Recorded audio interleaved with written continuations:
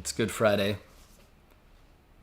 and this morning I woke up quite early, and it's a difficult, mysterious time to reflect on.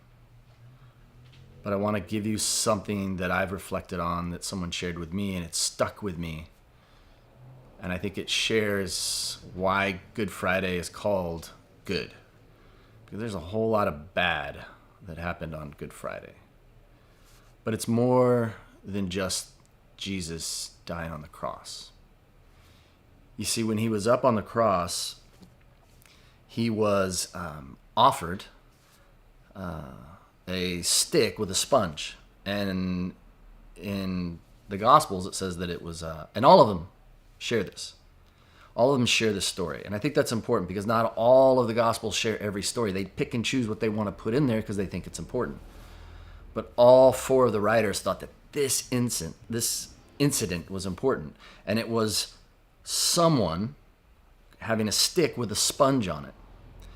And it calls it sour wine. So we hear that. And we're like, oh, they offered them some bad wine.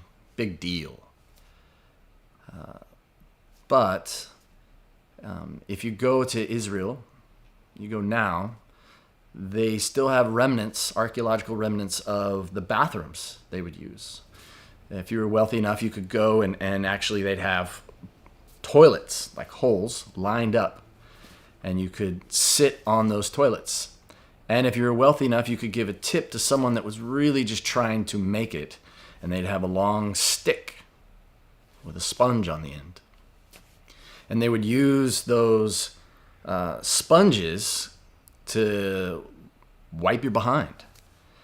And it would have this sour wine or the vinegar because that would kill all bacteria.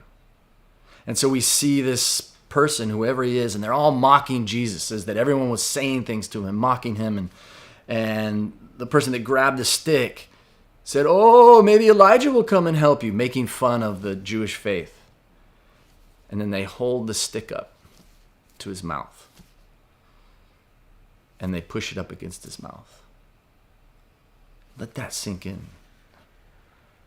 I mean, yes, God sacrificed so much by coming to the cross and dying, but he even went through the humility of someone taking basically soaking, used toilet paper and shoving it up against his mouth.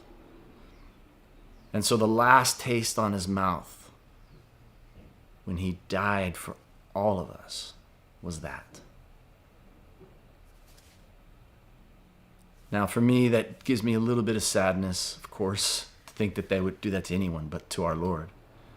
But even more powerful to me is that God knew what he was getting into. And Jesus came and willingly went through all of that because of how much he loves us. That's why we call it Good Friday. I hope that you're able to join us on Easter morning, either 8 a.m. or 10 a.m., so that we can celebrate the hope that we have in the resurrection. Hope to see you then.